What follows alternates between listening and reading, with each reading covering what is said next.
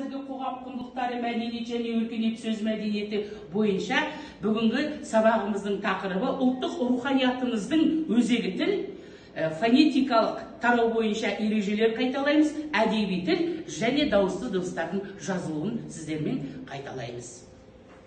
Жаңа сабағымызды бастамас бұрын біз сіздермен өткен сабақтардың біраз қайталайық. Өткен сабақтарда біз қоғам құндылықтары, құндылық дегенімізде, ұлттық құндылықтар дегенімізде соны өткенбіз. Енді сол өткен сабақ бойынша мына тақтадағы берілген сұрақтарды қарастырайық. Кәне бәріміз. Ең бірінші, құндылық дегенді қалай түсінесіңдер? Адам баршада құндылықтар бар. Қоршаған ортаға байланысты құндылықтар да болады. Яғни құндылық дегеніміз ол табиғаттың бір дүниенің немесе заттың сипат іспеттес болады. Құндылық үшке бөлінеді. Рухани құндылық, материалдық құндылық және мәңгілік құндылық болып бөлінеді. Дұрыс. Келесі сұрағымыз, қазіргі қоғамдағы басты құндылықтарды атаңыздар. Халқымыздың ұлттық болмысын көрсететін мәдениеті, өнері, тілі, тарихы, әдебиеті және отаны. Келесі сұрағымыз, ұлттық құндылықтар қаншалықты маңызды деп ойлайсыздар? Ол ұлттық құндылықтар дегенімізде, ол қаншалықты маңызды? Ал Сандуғаш айтамын. Ол ел болып қалыптасу жолындағы құндылық пен тілдің маңызы өте зор. Халқымыздың әдебиеті, оның ішіндегі мәдениеті, өнері, олардың тілдері, қолөнер және қазіргі қоғамдағы зиялы тіл жанашырларын қалыптастырып таратып отырған. Жақсы. Келесі, қазақ тілі орфографиясының бірнеше принциптері бар екен. Қанша принциптері бар? 3 принципіміз бар. Ең бірінші, морфологиялық принцип дегеніміз не? Морфологиялық принцип дегеніміз не? Сөздің морфологиялық құрамын есептеп, морфологиялық құрамдағы болып табылатын сөйлемді алмастыру еске алмастыру уақытында құралатын сөз. Сонда қалай морфология принциптер дегенде? Міне тақтаға қараңыздаршы. Мен сіздерге жанбады, жанғанда деген дұрыс морфологиялық дұрыс жазылып тұр. Дұрыс нормада. Орфографиялық дұрыс нормада жазылып тұр. Ал айтуда қалай болады? Жанбады дегенде бұл жерде қай дыбыс өзгеруі мүмкін? Жанбады деген кезде уақытта ның орнына деген дыбыс айтылуы мүмкін. Ал екінші жанғанда деген сөздер қалай айтылуы мүмкін? Н дыбысының орнына айтылуы мүмкін, айтылғанда. Ал мынау жанбады морфологиялық принциппен дұрыс қайтып тұр, жазылып тұр. Келесі принцип фонетикалық принцип дейді. Одан қарай қайталайық. Енді қайталау үшін бүгін біз сіздермен тест жұмысына жауап береміз. Тест тапсырмаларына жауап береміз. Мен сіздерге сілтемесін жібердім. Оны quiz.com бағдарламасы бойынша жазамыз. Оны сіздер WhatsApp-қа кіріп, сол 3 минут уақыт беріледі. 3 минуттың ішінде сіздер жауап беріп жібересіздер. Дұрыс па?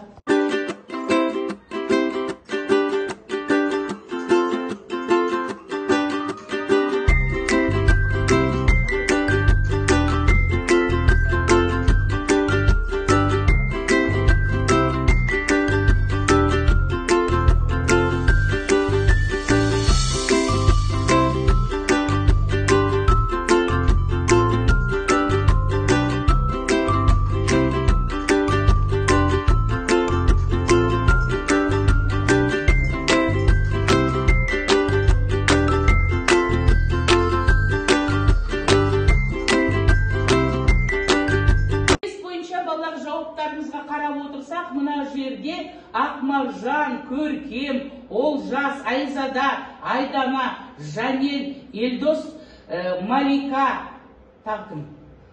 Бұл балалар 100% орындап отыр. Енді арғарай, Сандуғаш 80%, Әсем 80%, Қалампыр 80%, Жарқынай 60%, Айым 60%, Арона 60%, Қаламқас 60%, Мерей 60% орындап отыр. Бүгінгі берілген тест жауабының қорытындысы осындай. Ал балалар, енді келесі кезекте біз осы тіл туралы мәселесін айтып отырғандықтан, тіл туралы мына өлең өрнектерін, тізбектерін рет-ретінен құрап, мына Мағжан Жұмабаевтың «Қазақ тілі» деген өлеңін мәнерлеп айтып берсек. Кәне, барлығымыз қарап көрейік. Ал енді орындап болсаңыздар, бірінші, екінші шумағын бөліп айтып тұрсып көрейік. Кәне, кім айтады екен «Қазақ тілі» деген Мағжан Жұмабаевтың өлеңін? Ал айта ғой Айзада. Қазақ тілі. Қатты. Қазақ тілі. Күш кемеді, айбынды толқылады. Кеше батыр, бүгін қопақ туады. Ертке ұмтылған ұшқыр жаны кісенде. Қан суынған жүрек соғады. Қыран құсты, қос қанатты қырқылды. Күндей күшті күркіреген ел тынды. Асқар Алтай алтынына естер жоқ. Батыр ханды, асқан жаны ұмтылды. Қалған соңғы шумақтарын кім мәнерлеп айтып береді екен? Тез кім жинады тізбектерді? Ал айта ғой. Ерлік, елдік, бірлік, қайрат, бақардың, жауыздарды жойды бәрін не бардың? Алтын күннен бағасыз бір белгі боп, нұрлы жұлдыз бабам тілі сен қалдың. Жарық көрмей жатсаң да ұзап кең тілім, таза терең өткір күшті кең тілім. Таралған түрік балаларын бауырыңа ақ қолыңмен тарта аларсың сен тілім. Ақ қолыңмен тарта аларсың сен тілім. Жақсы. Оқыңыздар. Содан кейін Фокс формуласы бойынша талдаймыз.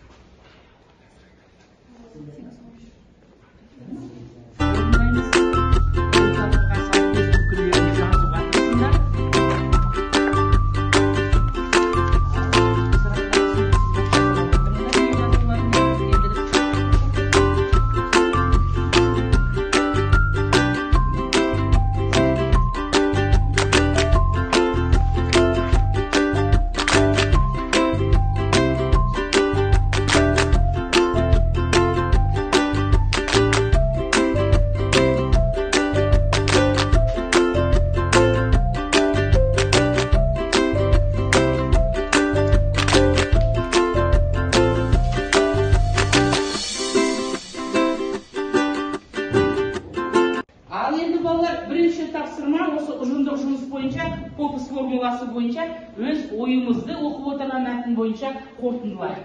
Ең бірінші сөйлем, менің ойымша кім айтады? Менің ойымша кәне кім айтады? Жәнен айтады. Өз ана тілімізді білу керек, сөйлеуіміз керек, оқып жазалымыз керек. Менің жүрегім тіл ана тілі. Ол әлемдегі ең бай тілдердің қатарына кіреді. Кейбір адамдар қазақ тілін бұрмалау және сөздерін өзгерту арқылы тілімізге зиян келтіреді.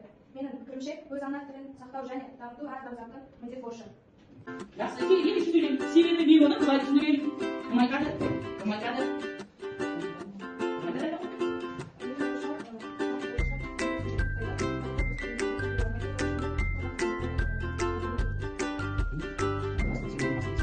Үшінші сөйлем. Оны мен мынандай деректер мен мысалдармен дәлелдей аламын. Айта ғой.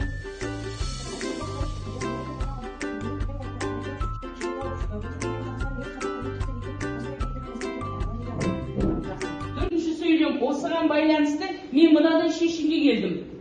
Кім айтады? Малика айтады. Осыған байланысты мен жетік білуге, құрметті қастерлерге және де өз тілінде еркін өз ойымды білдіріп, оған қоса жазып қоймай, басқа да тілдерді білу керек деген шешімге келдім.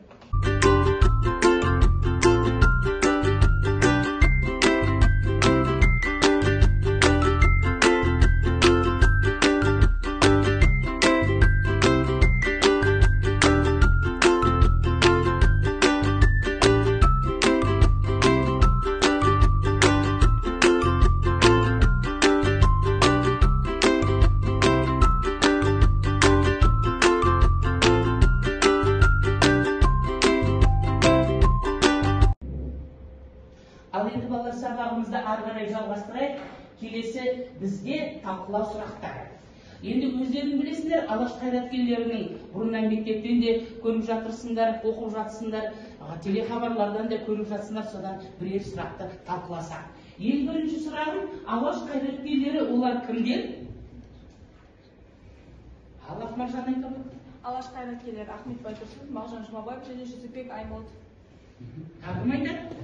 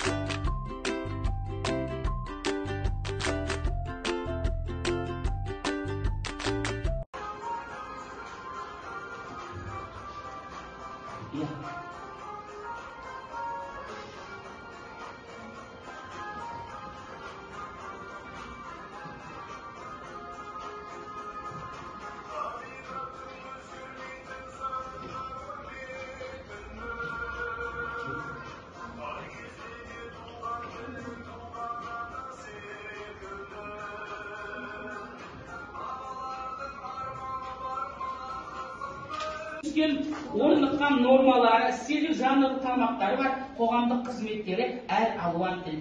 Әдеби тілдің жазбаша және ауызша түрде қызмет ететін стилік тармақтары ресми іскерлік стиль, ғылыми стиль, көркем әдебиет стиль, публицистикалық стиль екен. Жаңағы алдындағы біздің сіздермен өткен мәтініміз, жазған, оқып талдаған мәтініміз, ол қандай стильге жатады? Публицистикалық стильге жатады.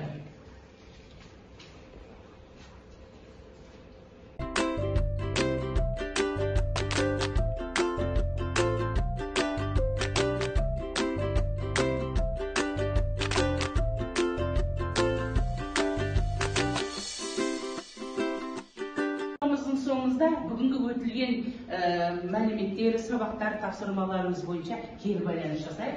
5 саусақ әдісі арқылы. Яғни 5 саусақ әдісі арқылы сіздерге мынадай сұрақ қоямын бірінші. Не үйрендім, не білдім?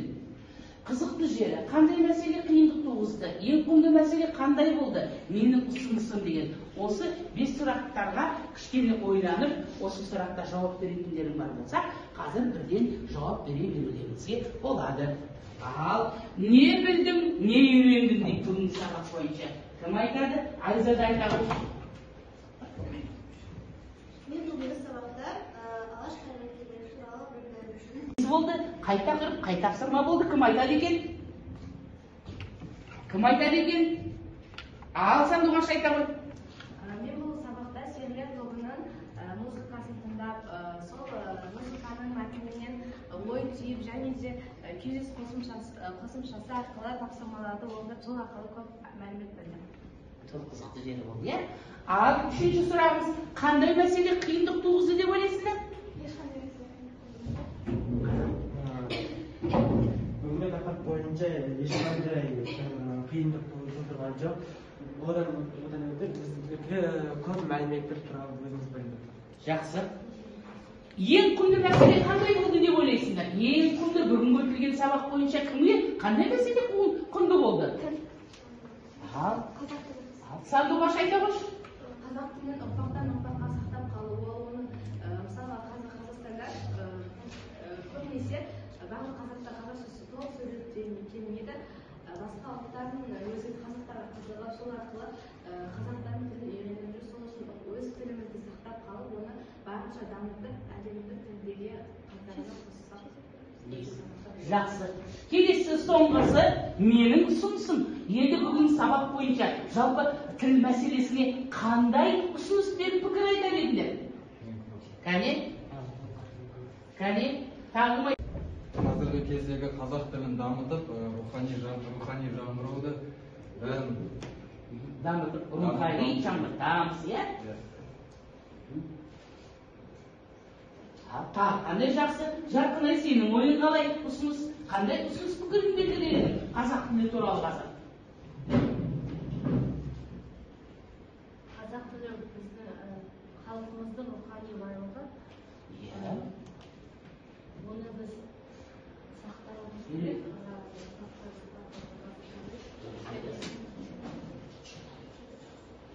Қазақ тілін сақтауымыз керек, жетік білуіміз керек. Сол тілде жазуымыз керек, сол тілде мамандық иесі болуымыз керек. Бүкіл қағазын сол тілде жазуымыз керек. Солай ма? Отыра ғой. Менің ұсынысым, қандай ұсыныстарым бар? Әркім бір сөйлеммен айтып шығыңыз. Қандай ұсынысым? Болашақта қазақ тілінде көптеген кітаптарды шығарып, және соларды басқа елдерге тарату. Қазақ тілі туралы, қазақтың салт дәстүрі, мәдениеті туралы демексіз, соны қазақ халқы емес, бүкіл әлемде танығанын қалай етесің. Солай ма? Тағы кімнің қандай ұсынысы бар? Кімде қандай ұсынысы бар? Жақсы балалар, енді бүгінгі сабақты үйден қайталап келесіңдер. Жеке үй тапсырмасы, міне тақтадан көріп отырсыздар. Сілтеме бойынша кіресіздер де, сілтеме беріп тұр, сол сілтемедегі мәтінді оқып, сол жердегі мәліметтерді оқып отырып, өз пікірлеріңді, ойларыңды ғаламдық мәселелермен байланыстырып, жазып келесіздер. Міне тіл мәселесін ғаламдық мәселелермен байланыстырып, мына сілтеме бойынша кіресіңдер, соған үйге қайталап, бүгінгі өткен тапсырмаларды тағы қайталап келесіздер. Сұрақтарыңыз бар ма? Ал енді балалар, бүгінгі жаңа тақырып бойынша, үйге берілген тапсырмалардың қорытындысы бойынша, мына белсенділік көрсеткен, өздерінің сұрақтарға толық дұрыс жауап берген балаларды бағалағым деп отыр. Бүгін бізде белсенділік танытып өте жақсы жауап берген Ақмаржан, Сандуғаш, Көркем, Айзада, Марика, Айым, Елдос, Олжас, Қалампыр, балаларға мен бүгін 90 балл қоям. Ал Әсем, Жарқынай, Айтолқын, Жанел, Мерей, Арона, Қаламқасқа бүгін 80 балл қоям. Ал Аронаға бүгін кішкене белсенділік танытқан жоқ, толық жауап бермеді кейбір сұрақтарға, ол балаға 75 балл қояды.